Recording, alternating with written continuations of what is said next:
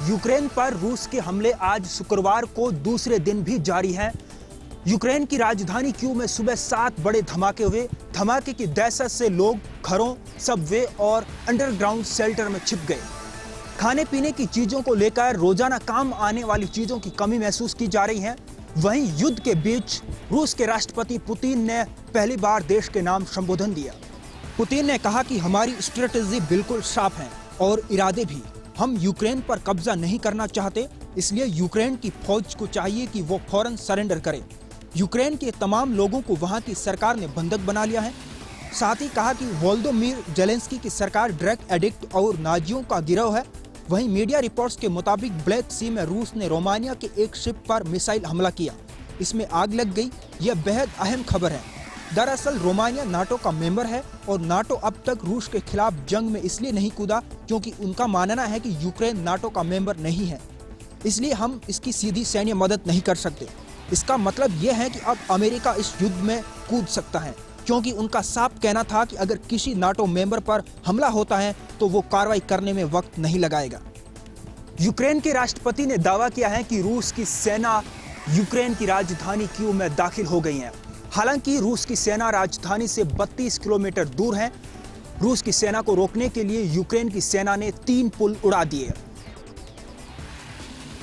Ukraine पर हो रहे लगातार हमले के बाद यूक्रेन में भरतपुर के छात्रों के परिजनों की चिंताएं बढ़ी। व्हाट्सएप कॉलिंग के जरिए बताई अपनी पीड़ा। रूस और यूक्रेन के बीच चल रहे युद्ध के बाद भारतीय छात्रों का निकलना मुश्किल हो रहा है। ऐसे में भरतपुर के कई छात्र यूक्रेन में फंसे हुए हैं। उनका कहना है कि दहशत का माहौल है, चारों तरफ धमाकों की आवाज़ आ रही है। भरतपुर के राजेंद्र नगर के रहने वाले शुभम, डीग के रहने वाले सुशांत और नदवी के रहने वाले नरेंद्र से हालांकि संपर्क हो पाया है, लेकिन फ़ोन के जरिए हुई बात में यह पता चला है कि वे काफ़ी डरे हुए हैं। भारतीय दूतावास से भी उनका संपर्क हो रहा है। उनसे भारतीय दूतावास ने निकलने की तैयारी के लिए कहा है। इस समय वे निकलने की तैयारी में भी लगे हुए हैं। भरतपुर के रहने वाले शुभम ने बताया कि वहाँ की हालत बड़ी ख़राब है, यहाँ से निकलना मुश्किल हो रहा है, लेकिन भारतीय दूतावास ने उन्हें भरोसा दिलाया है कि जल्दी उन्हें वहाँ से निकाल लिया जाएगा। यूक्रेन में MBBS कर रहे भरतपुर के छात्रों ने वीडियो भेजकर अपने परिजनों को आप बीती बताई है और बताया है कि वे बंकरों में छुपकर बैठे हुए हैं। बीकानेर में पर्यटकों के लिए अच्छी खबर आई है। दरअसल कोविड-19 के चलते कैमल फेस्टिवल को रद्द कर दिया गया था, लेकिन अब जिला प्रशासन ने इस पर पुनर्विचार किया है और ये फैसला किया गया है कि 6 मार्च से 8 मार्च तक बीकानेर में कैमल फेस्टिवल का आयोजन होगा। यानी धोरों पर धमाल होगा, ऊंट करतब दिखाएंगे, तो साथ ही साथ राजस्थानी सतरंगी संस्कृति भी यहाँ पर सांस्कृतिक कार्यक्रमों में साकार होती नजर आएगी। दरअसल जिला कलेक्टर भगवती प्रसाद कलाल ने आज बैठक में जानकारी देते हुए बताया कि कैमल फेस्टिवल का आयोजन होगा। पर्यटन जगत से जुड़े हुए लोग और अधिकारियों का फीडबैक भी यही था कि इसे किया जाना चाहिए।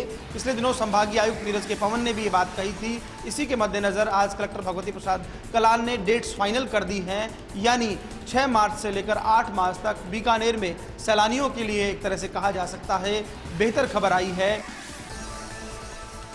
अंबामाता थाना इलाके में वर्ष 2015 में हुए बहुचर्चित विक्रम लोट हत्याकांड में आज न्यायालय ने अहम फैसला सुनाया।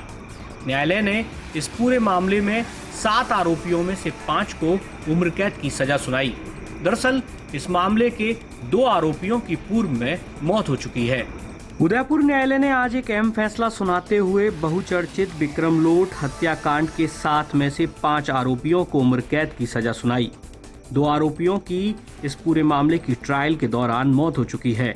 दरअसल शहर के अंबामाता थाना इलाके में वर्ष 2015 में विक्रम लोट पर इन आरोपियों ने तलवार से हमला कर उसका हाथ काट दिया था और इलाज के दौरान विक्रम की मौत हो गई थी।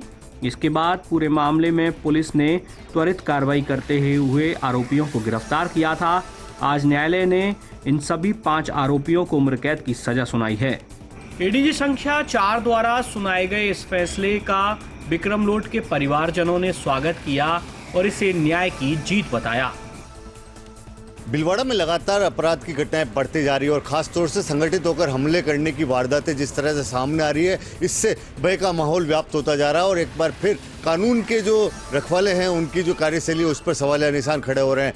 भीलवाड़ा जिले कांजी का खेड़ा गाँव में रहने वाले फकीर मोहम्मद व चिराग नामक दो परिवार आमने सामने हो गए थे। दोनों के परिवार एक दुकान के पैसे के लेन देन को लेकर झगड़ पड़े थे और ये झगड़ा इतना बढ़ गया कि बहसबाजी देखते ही देखते पथराव के रूप में सामने आ गई और दोनों पक्षों में जमकर लाठीबाटा चला। इस दौरान पूरे गांव में हड़कंप मच गया। बाद में कुछ देर के लिए वहां पे तनाव भी व्याप्त हो गया। करेड़ा थाना पुलिस ने मौके पहुंचकर हालात को सामान्य किया और करीब आधा दर्जन लोगों को हिरासत में लिया गया, जिनसे पूछताछ जारी है।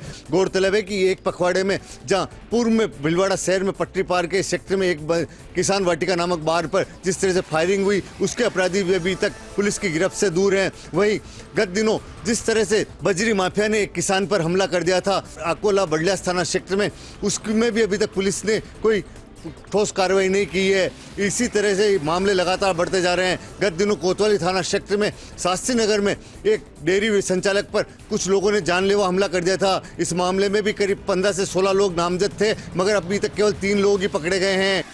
कोटा ग्रामीण की बपावर थाना पुलिस ने कैसे अंतर्राज्यीय तस्कर गिरोह का भंडाफोड़ किया है, जो कि दूसरे राज्यों से रोजगार दिलाने का झांसा देकर के और नाबालिग लड़कियों को राजस्थान लाता था और यहां लाकर के उनका सौदा कर दिया करता था।